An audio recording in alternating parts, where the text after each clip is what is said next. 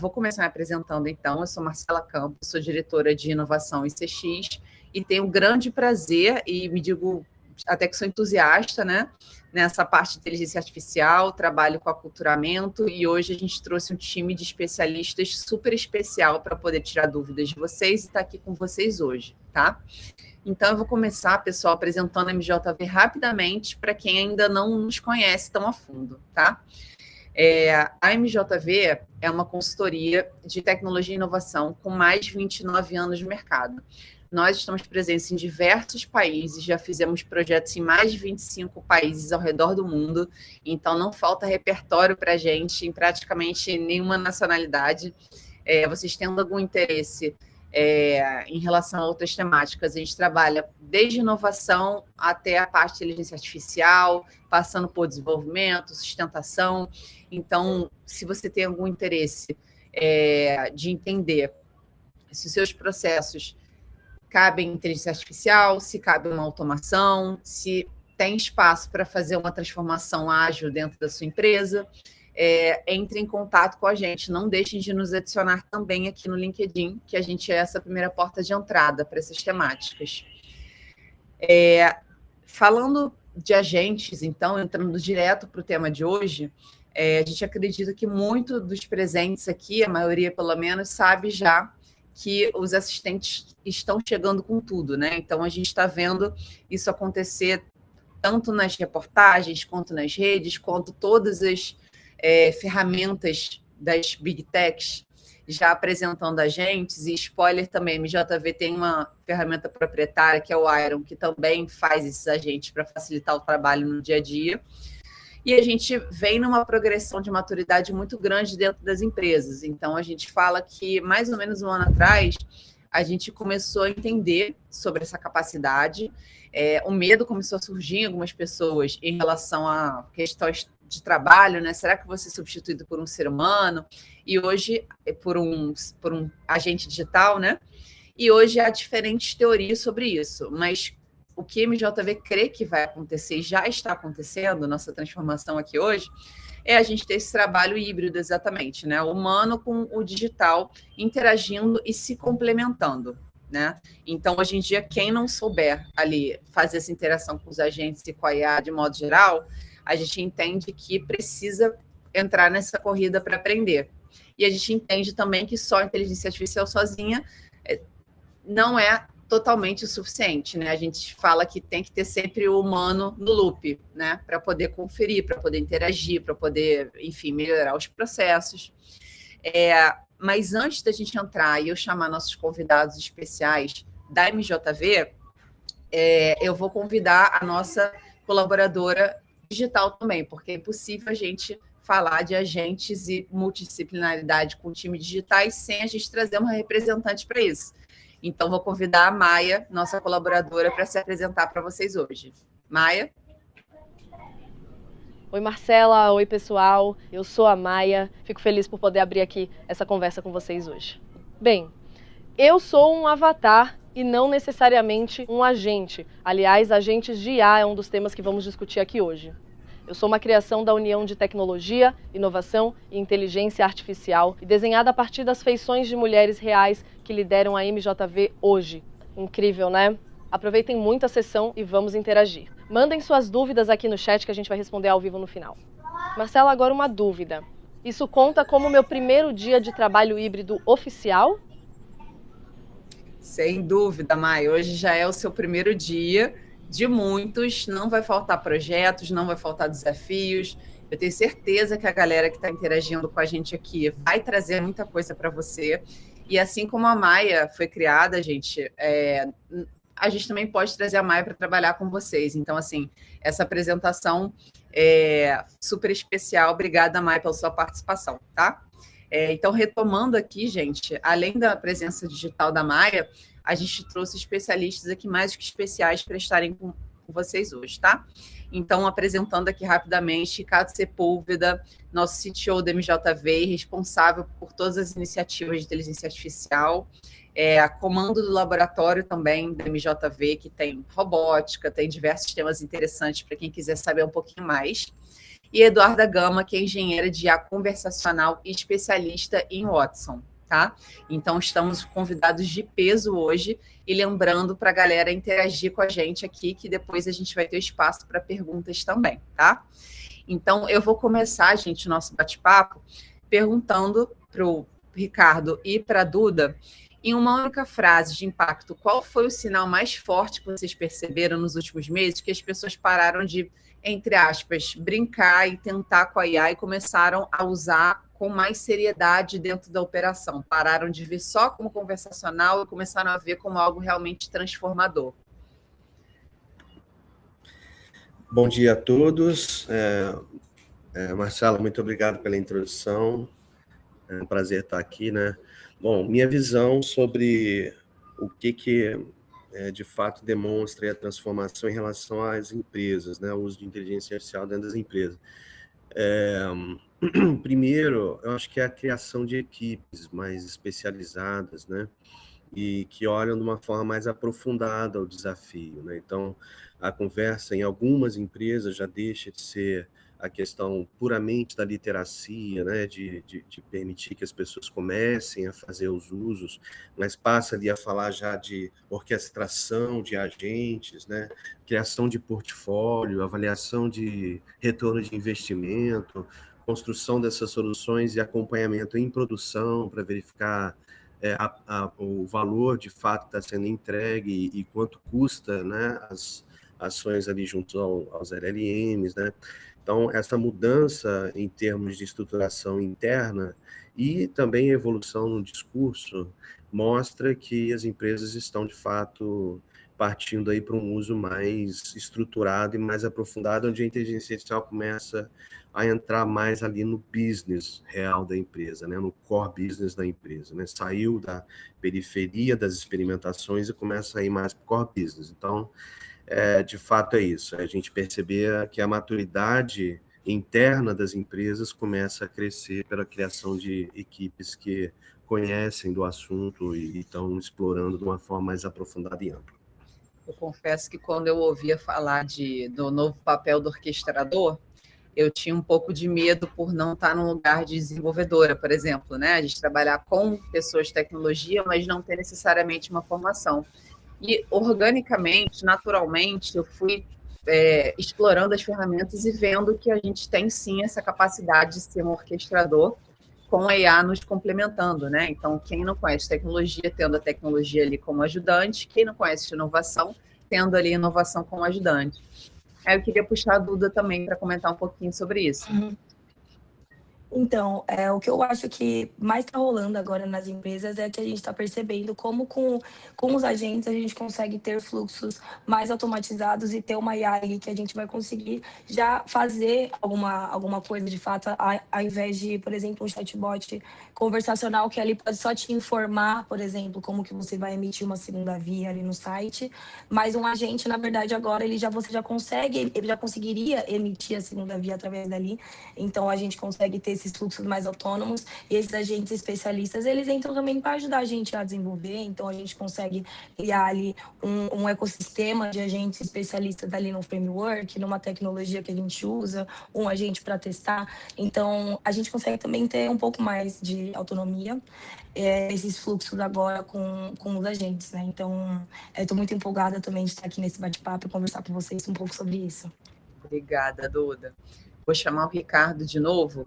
Ricardo, se uma empresa mantiver os mesmos processos engessados e simplesmente adicionar IA por cima, que é o que infelizmente a gente ainda vê ocorrer muito, né, como consultoria, ela está se transformando, a gente pode dizer que está só automatizando, de repente, uma ineficiência. Como que você vê ainda essa confusão dentro das empresas entre o uso efetivo da IA versus uma automatização que poderia já ter acontecido há muitos anos? Esse é um ótimo ponto e ajuda a explorar um pouco esse tema da conexão entre a inteligência artificial e o ser humano, né? Porque a inteligência artificial é uma ferramenta que acelera, né? Potencializa. Então, se você vai acelerar e potencializar um processo ruim, ele vai gerar mais problema num espaço de tempo menor e não resolve nada, né? Só complica mais. E aí entra o papel do ser humano, que é repensar as coisas, né? Redesenhar, entender o que faz de fato sentido ali para ser estruturado, e pensar também que a inteligência artificial ela é uma tecnologia que viabiliza algumas coisas que sem ela não são viáveis, né? Então, isso é uma ótima abertura para você repensar as coisas, né? Então, você só implementar algo que já existe é, na verdade, uma perda de oportunidade, porque você pode, na verdade, explorar novos caminhos, né, que sem ela não é possível. E, de fato, se não se olhar, se não tivesse olhar humano, estratégico, né, que aí a MJV tem muito fortemente, de olhar para os processos, que é muito a tua área também, né, Marcelo? De olhar para os processos, repensar, entender o que de fato faz sentido, para só depois, então, trazer a implementação aí da inteligência artificial, agregando valor como acelerador. De fato, você pode estar potencializando problemas, né? E trazendo mais complicações do que facilitações. Eu acho que muita coisa que a gente vê, pessoal, e vou perguntar para a galera dos comentários também, que muitas empresas veem como impeditivo a questão de sistemas legados, por exemplo, né? Então, poxa, se eu for rever um processo, eu vou envolver vários sistemas, às vezes algumas planilhas, né, jurássicas, que a empresa já usa há muito tempo. Isso acaba, às vezes, sendo um medo, né, Ricardo, que a gente vê bastante. É verdade. E a inteligência artificial pode ajudar nisso também, né? Você fazer a modernização de sistemas tecnológicos, né? E também é importante pensar no seguinte: muitas pessoas, ou existem vários debates, né, em relação a se você deve estruturar os seus dados primeiro, antes de começar a desenvolver soluções de inteligência artificial. A minha percepção é que não, é que você tem soluções de inteligência artificial que não dependem de grandes volumes de dados, né? Dependem, muitas vezes, de integração com sistemas que já existem, para você poder operacionalizar de forma melhor ou automatizar processos que hoje não são automatizados e que você não precisa ter os dados completamente organizados. Então, é legal olhar sobre essa perspectiva. E ter o receio de que o parque tecnológico não está pronto, na verdade, ele pode só atrapalhar, só realmente frear. Você pode, talvez, não ir com a velocidade que você poderia ir se tivesse tudo resolvido, mas não dar os passos, né, iniciais ou continuar dando os próximos passos na direção de ter inteligência artificial no core business por conta de uma preparação anterior, me soa como um problema de você postergar algo que não pode ser postergado, porque você está num ambiente de concorrência. Algo inevitável, né? Trabalhar com algo que vai acontecer querendo ou não, sendo moroso ou não, né? Exatamente. Obrigada, Ricardo. Duda, sobre a sua ótica, qual a principal mentira hoje que o mercado está vendendo sobre IA para agentes especificamente de IA para lideranças? Então, é muito comum a gente ver em feiras, em grandes eventos, que os agentes vão salvar tudo, que vai levantar 99% da tua operação. Então, hoje, o que você vê que de diferença entre o discurso versus a realidade, digamos assim? Sim. Olha, é muito interessante esse ponto, porque é uma coisa que eu sempre falo nas palestras, nos eventos que eu vou, que a gente tem que ter esse olhar cuidadoso de que, às vezes, os agentes, a IA não vai solucionar todos os problemas, né? A gente tem que lembrar que IA é só um jeito de programar, entre tantas outras coisas que existem, e a gente precisa ter esse cuidado de analisar escopo, ver que tipo de problema a gente está resolvendo, olhar de fato para aquela demanda antes de pensar em IA só, pensar, não, eu vou colocar um agente aqui e vai resolver todos os problemas. Então, acho que dar um passo para trás, pensar em escopo, pensar em problema, arquitetura, como que está esse projeto agora e como que eu quero mudar, eu quero colocar ele ali, eu quero colocar agentes, às vezes só fazer um depara, uma refatoração, talvez não funcionaria tão bem. Então, tem que talvez voltar para trás, pensar um pouco em arquitetura, pensar de fato que problema que a gente está querendo solucionar. E às vezes pode acontecer de não ser a gente, não ser uma IA que vai resolver o problema, e não tem nenhum problema também, porque no final aqui a gente está usando programação e, enfim, desenvolvimento de sistemas para a gente solucionar os nossos problemas, para a gente fazer as coisas mais rápido. Então, eu acho que é importante esse ponto de saber analisar qual demanda você tem nas mãos e se realmente vai ser os agentes que vão te salvar ali nessa situação.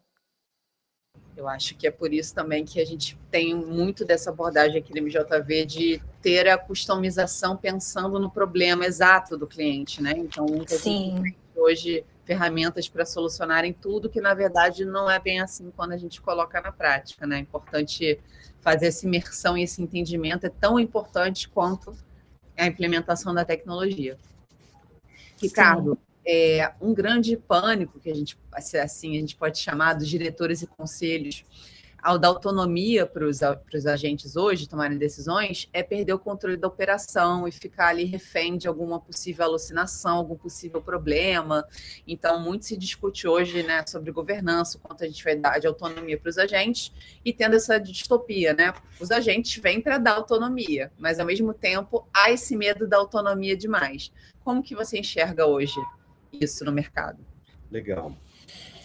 Eu acho que o primeiro ponto é que a autonomia, ela não precisa ser binária, né? Ou é autônomo ou não é, ou é manual, né? Então você pode ter ali um meio termo, você pode ter orquestrações que envolvem seres humanos em algum ponto, né? Aliás, o Human in the Loop é muito importante, né? Especialmente nos processos que são processos mais críticos. E aí você adotar algumas estratégias, como, por exemplo, você classificar os agentes por impacto, por a capacidade de reverter o que foi a ação que ele executou e o quão confiável é a ação que ele executou. Então, você pensar um pouco sobre para o que de fato você vai desenvolver os agentes, considerando essas questões, né, de impacto, reversibilidade, etc. Então, pensar a autonomia, mas também pensar que o agente evolui com o tempo, né? Evolui porque você vai percebendo o que funciona, o que não funciona. Então, você ir à medida, ao longo do tempo, dando mais poder para os agentes que você vê que funcionam corretamente e evitar entrar em situações onde você coloca os agentes para executar algumas ações que são de fato, de risco muito grande, né? Então, colocar uma governança nesse sentido, de entender onde é que está o risco, onde é que estão as ações que de fato podem ser implementadas através do uso do agente, qual o nível de maturidade que o teu agente tem dentro da execução de uma determinada ação, e evoluindo aquilo com uma certa tranquilidade, né?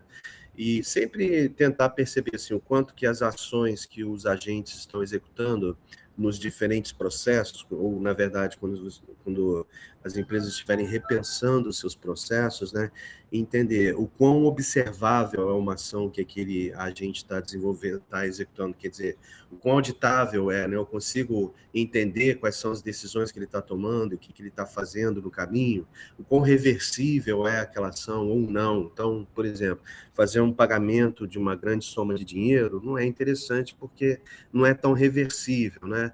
Então, que tipo de ação que você pode ou não pode, sempre observando esses critérios do quão remediável é ou do quão explicável é a ação que o agente está tomando.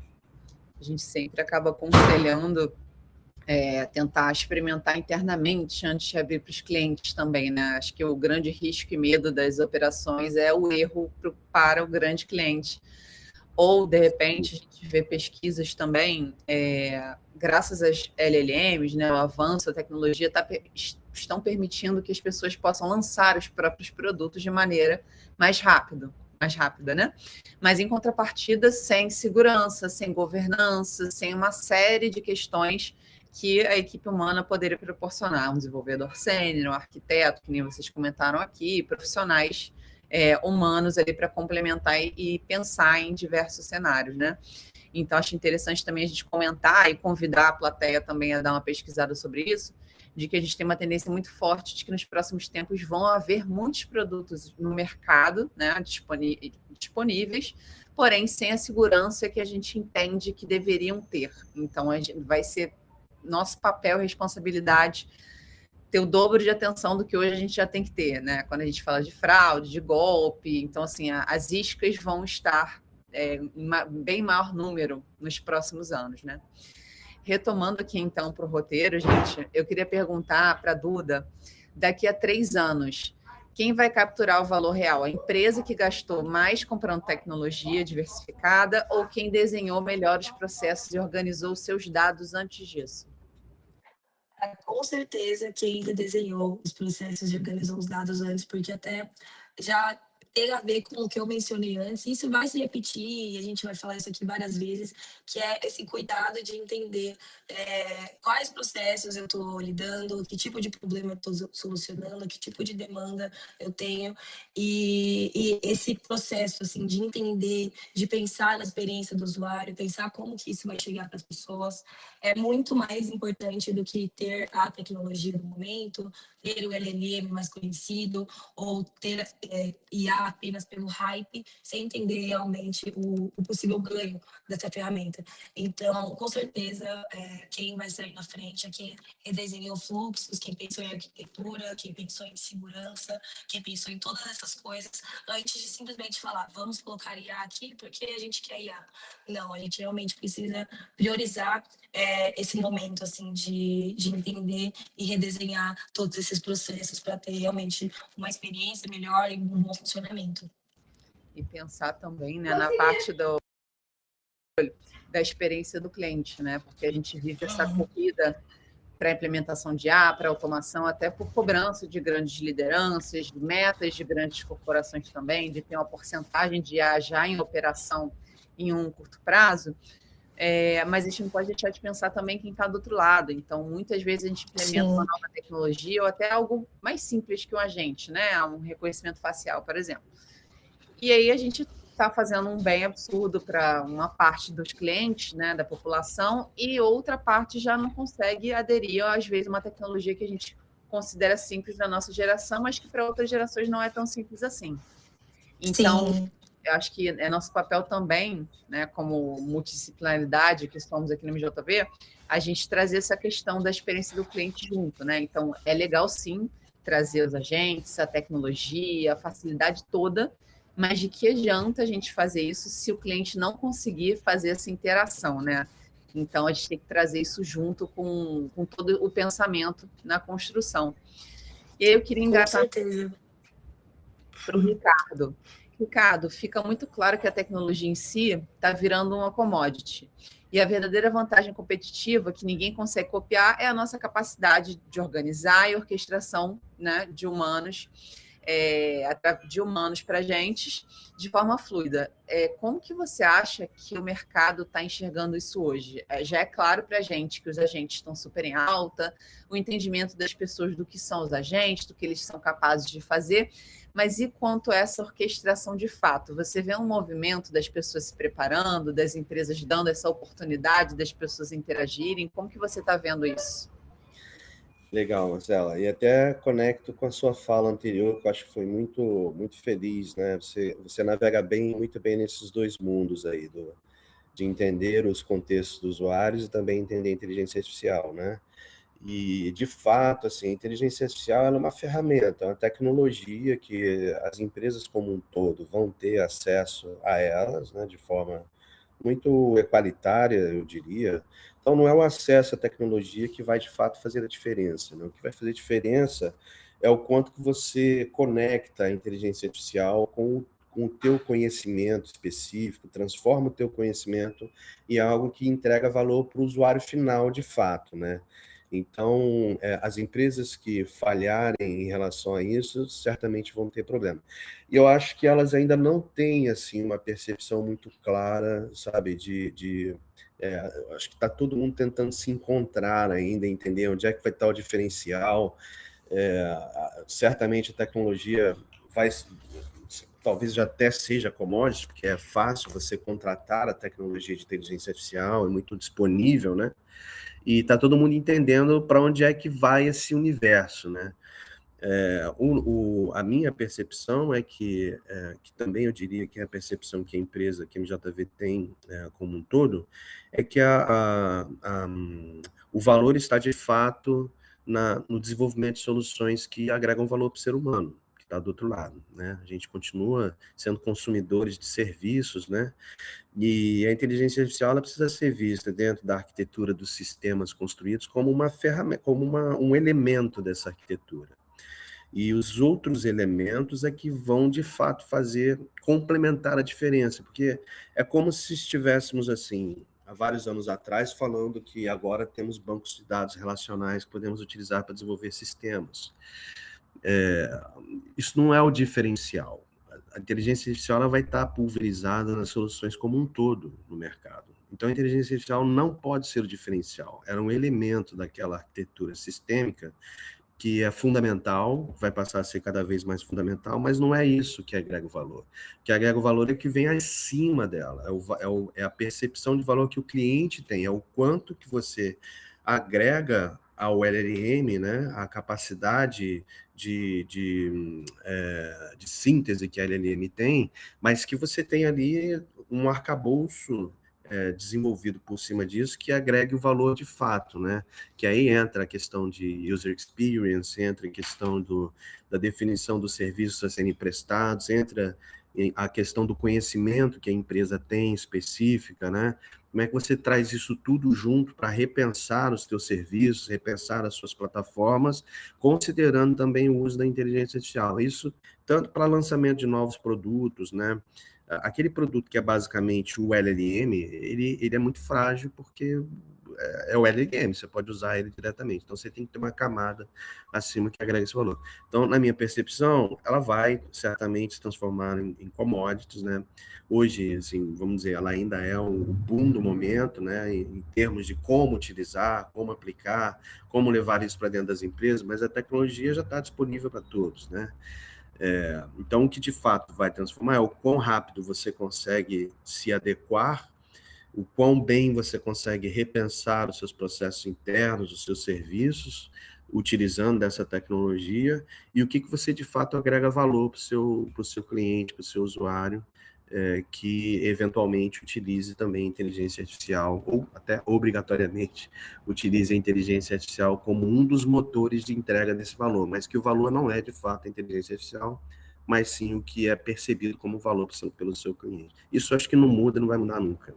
Não vai mudar nunca, concordo totalmente. E eu acho que vale muito citar também que a gente tem uma ferramenta autoral, que a gente tem a oportunidade de fazer vários workshops e convidar diversos clientes, exatamente para poder fazer esse passo anterior, né, da concepção do agente, o que ele precisa ter, quanto tempo ele demoraria de acordo com as necessidades e requisitos que você coloca nele.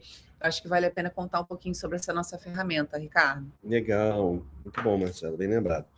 Temos duas. Uma é essa, né, dos agentes que ajudam você, através de uma atividade colaborativa e lúdica, descrever a funcionalidade do teu agente, utilizando cards, né? Então, você tem um painel, a gente está para lançar para mercado, tá? Nos próximos dias aí a gente já deve abrir para mercado.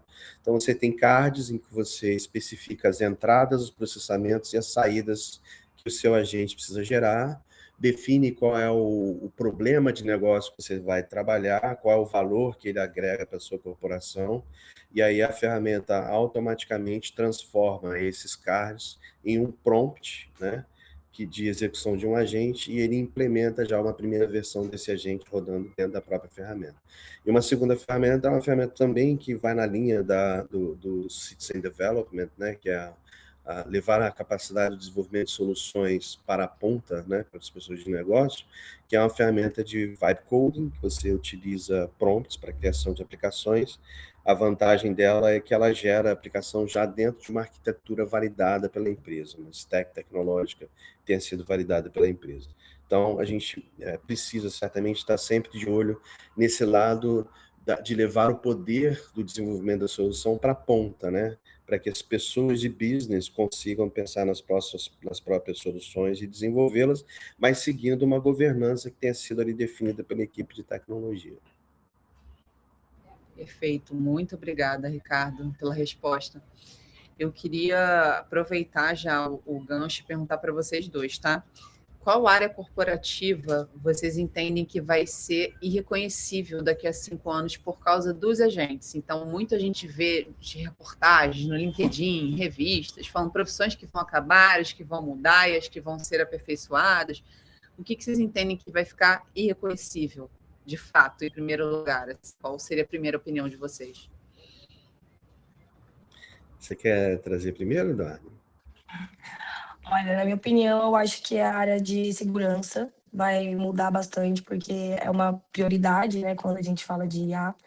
E eu acho que a área de design de experiência de usuário também, eu acho que tem muita coisa para mudar e para ter mais foco essa área, porque a gente tem que lembrar que a gente está falando de soluções para as pessoas conversarem, interagirem, a gente está falando de conversas, né? A gente está falando de pessoas.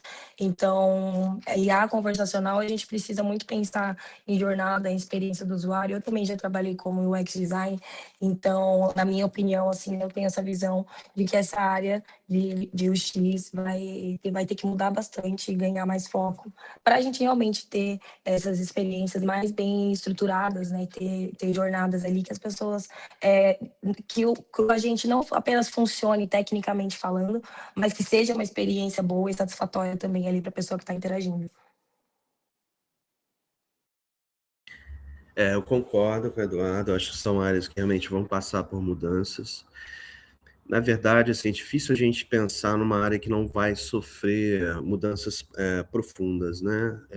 Eu diria que as áreas que demandam mais a tomada de decisão crítica, né, de pessoas, né, de fato, vão demorar mais, assim, porque eu costumo pensar da seguinte forma: a inteligência artificial ainda está nos primórdios, né? São os primeiros giros da tecnologia. Ela nasceu 2 anos e meio, 3 anos atrás, como generativa aberta para o público. Assim, é um bebê, né? Estamos falando de um bebê que já causou aí um impacto muito grande no mercado, né? Então, projetando isso para o futuro, é uma tecnologia que vai evoluir muito. Então, o que ela é hoje não é, de forma alguma, o que ela vai ser no futuro, né?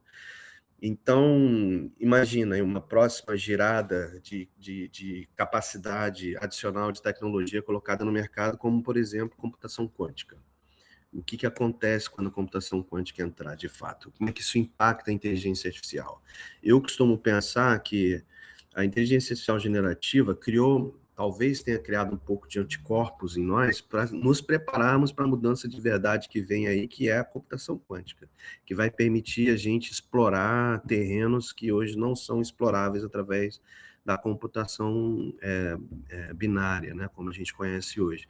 E aí, como é que vai ser a inteligência artificial dentro desse novo contexto, né? E isso a gente está falando de um cenário que vai até 2030, 2032, mais ou menos, a computação quântica, pelas projeções, já é uma realidade.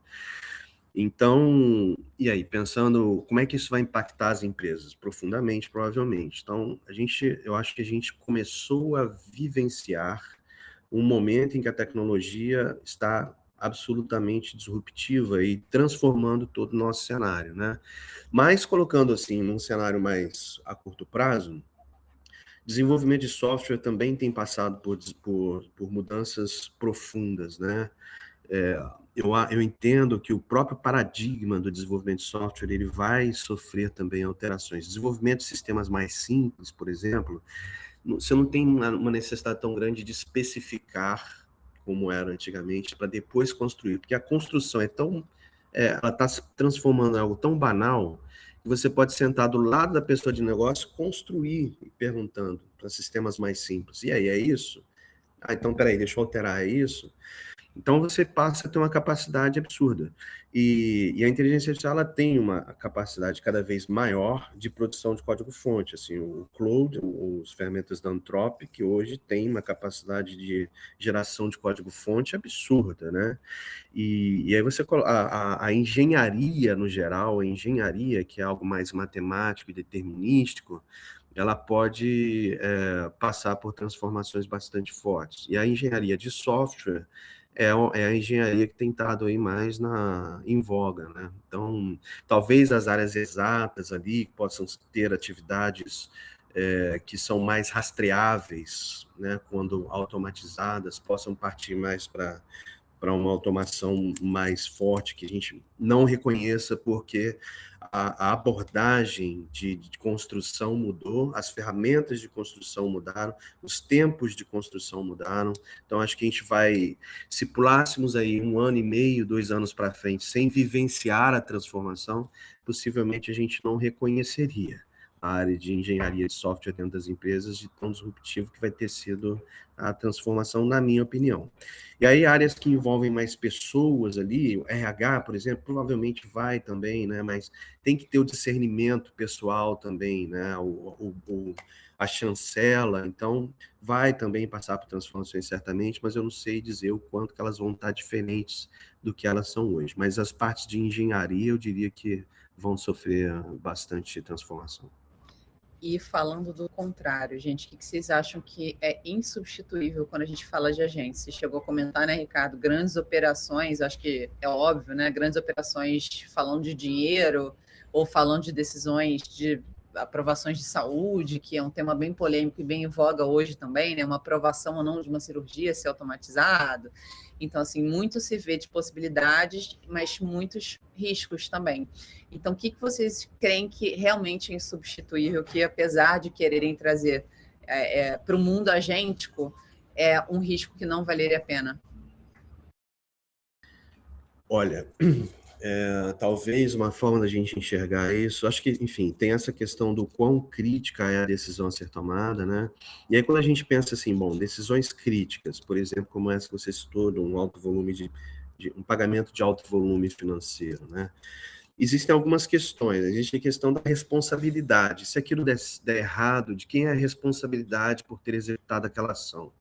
Então, se você tem uma ação junto ao cliente final e isso gera um problema grave com o seu cliente, quem é o responsável direto por aquilo? Então, isso passa por regulamentações que a gente vai ter que pensar e definir, né, novos caminhos.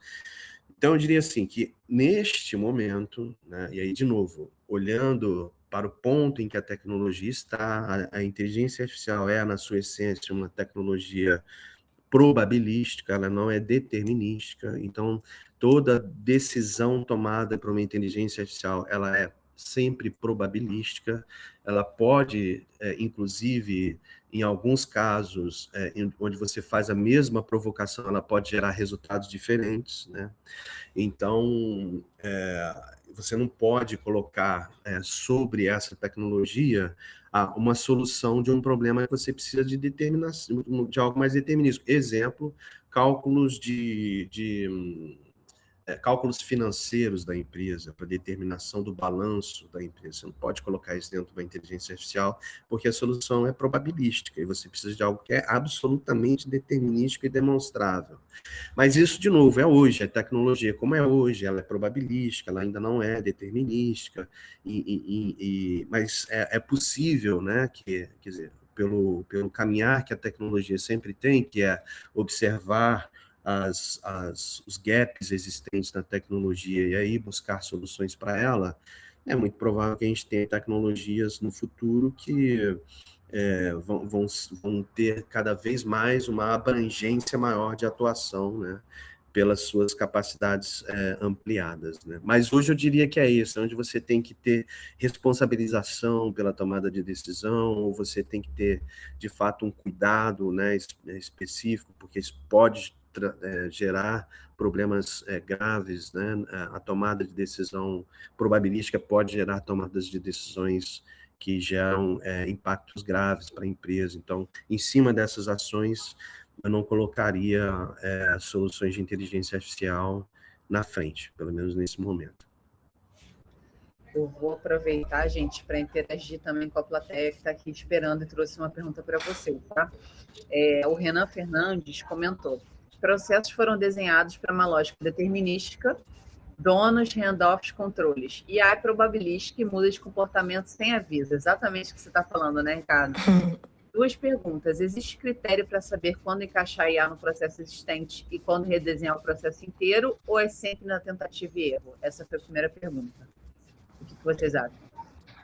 Olha, eu acho que a gente sempre vai ter que redesenhar esse processo, né? Eu acho que não tem só como incluir uma IA ali, como ele mesmo comentou, que às vezes o processo foi feito ali pensando numa coisa mais determinística, uma coisa programada de uma forma mais linear, mas aí quando a gente fala de agentes que são autônomos, né, e funcionam ali como blocos que são ativados dependendo da sua necessidade, a gente precisa redesenhar esses fluxos para a gente conseguir incluir essa nova tecnologia que faz com que a gente precise realmente reorganizar todo aquele processo para incluir o LLM, engenharia de prompt, tudo. Então, acho que a gente sempre vai precisar desenhar isso, pelo menos na minha visão. Eu concordo, assim, eu acho que todos os processos são passíveis de serem revistos, né?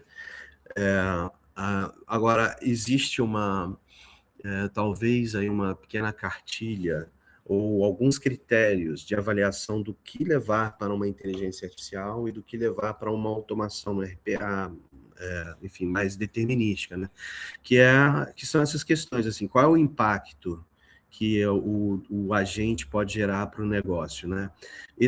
As ações que ela vai tomar são reversíveis, né? Qual é o nível de confiança que você tem de que a inteligência artificial vai poder, de fato, tomar uma ação correta? O quão observável isso é e auditável? Você consegue acompanhar o que foi feito pela inteligência artificial e verificar que está correto? O quão reversível isso é, né? Então, colocar isso sob perspectiva para você entender. Os processos podem ser redesenhados, mas talvez você, em alguns pontos, a oportunidade seja de você automatizar para ganhar produtividade, mas não necessariamente substituir o ser humano por uma ação máquina, né? Por conta dessas questões que precisam ser observadas. Então, colocar em perspectiva e ver aonde realmente, de fato, a inteligência artificial cabe, aonde que é melhor utilizar outros tipos de tecnologia para você ter uma automação que atinja o resultado esperado. Encaminhando, gente, já para a pergunta final que eu queria fazer para ambos também, Ricardo e Duda, qual que vocês acham que deve ser o primeiro passo prático e pé no chão para os líderes que estão assistindo a gente aqui conseguirem começar a construir essa força de trabalho híbrida o mais rápido possível? Qual que seria um quick win que vocês enxerguem como possibilidade para a gente falar para o público hoje? Quer falar, Eu Eduardo? acho que é sempre bom você priorizar. Eu repeti isso várias vezes, ver qual problema você precisa solucionar, escolher o seu caso de uso, sua maior prioridade, começar por ela, ver o que vai entregar mais resultado, qual é o seu caso de uso de maior impacto, e começar por aí, e fazer tipo um MVP, e ir fazendo por partes, sempre em ordem de prioridade, assim, de demandas, enfim. Então, acho que esse é o processo assim mais pé no chão. Você não querer abraçar o mundo no início, já querer fazer 10, 20 agentes, resolver todos os problemas da empresa. Pega ali o maior problema, a coisa mais frequente e começa daí. Concordo com essa questão de você trabalhar em cima do recorte específico, né? Imaginando que a gente possa ter que líderes em empresas que estão em diferentes níveis de maturidade, eu vou colocar 4 principais desafios, talvez, e onde eu sugeriria ações concretas.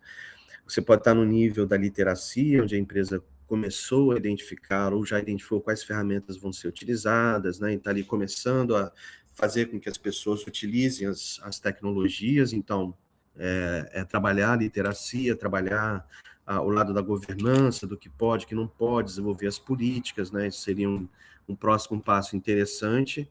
Para quem já está ali começando a criar o seu portfólio, né? Já está identificando algumas ideias, ou já está provocando isso internamente, talvez um próximo passo seria ali trabalhar a parte de retorno de investimento, entender quais ideias de fato vale a pena serem construídas, né? Ou qual o investimento que deve ser feito em cima daquela ideia em comparação ao que isso traz de benefício. Se a empresa já está ali no momento de construção, né? Entender os parceiros ideais para poder ajudar na construção desses sistemas, criar essa capability interna, entender quais são as tecnologias que vão, de fato, ser utilizadas de uma forma mais corporativa no desenvolvimento das soluções como um todo. E para quem está ali no momento que já tem essas soluções construídas, já está em operação, buscar olhar um pouco para a questão de estratégias de redução de custo de uso do LLM, né? Então, entender um pouco, será que vale a pena utilizar um modelo aberto? Em alguns casos, existem algumas empresas grandes, né? Telecoms, por exemplo, eu conheço, que já tem um data center interno de GPUs que rodam modelos open source, né? Para fazer algumas ações específicas. Então, depende muito do nível que a empresa está, né? Pode ser desde provocar mais a literacia, identificar melhor as ideias e priorizar, ou pode ser, de fato, entender ali como é que se acelera a construção, né? Ou, mais para o final, como é que ela verifica os custos e garante que o retorno do investimento está, de fato, sendo retornado. E aí olhar para isso sempre com esse olhar do recorte mínimo, né? Beleza, qual é a primeira ação que eu posso fazer aqui em relação a isso, e a partir dali ir crescendo, porque as soluções não são soluções pontas de mercado, né? Todas elas precisam ser entendidas, o que faz sentido de fato para aplicar na empresa. Qual é a maior urgência que não exige uma grande complexidade, né, para introduzir tudo dentro das empresas. Eu acho que como grande conclusão do nosso papo de hoje é a tentativa, né, então a gente conseguir se inserir nesse mundo que é necessário, a gente conseguir priorizar, a gente conseguir construir da melhor forma possível, sem essa pressa que o mercado está trazendo, né? Vale muito mais um agente bem construído do que vários agentes que vão ter uma falha de segurança, uma falha ali em requisitos de negócio, alguma coisa do gênero. E eu queria convidar vocês para baixarem o certificado de participação, escaneando esse QR Code, e agradecer a todo mundo que ficou com a gente essa 1 hora, agradecer o Ricardo, agradecer a Duda, e dizer que estamos também disponíveis, pessoal, como MJV também, para atendê-los e esclarecer possíveis dúvidas que venham a surgir posteriormente. Então, muito obrigada, Ricardo, por ter trazido teu conhecimento para a gente hoje. Muito obrigada, Duda, por ter trazido também toda a tua colaboração. Então, assim, a gente encerra, pessoal, e até a próxima. Esperamos vocês nas próximas lives. Obrigada, gente. Um prazer estar aqui com vocês. Adorei esse tempo, essa conversa que a gente teve aqui. E é isso. Qualquer coisa, é só contatar a gente, tirar dúvidas. Estamos aí à disposição. Um abraço a todos.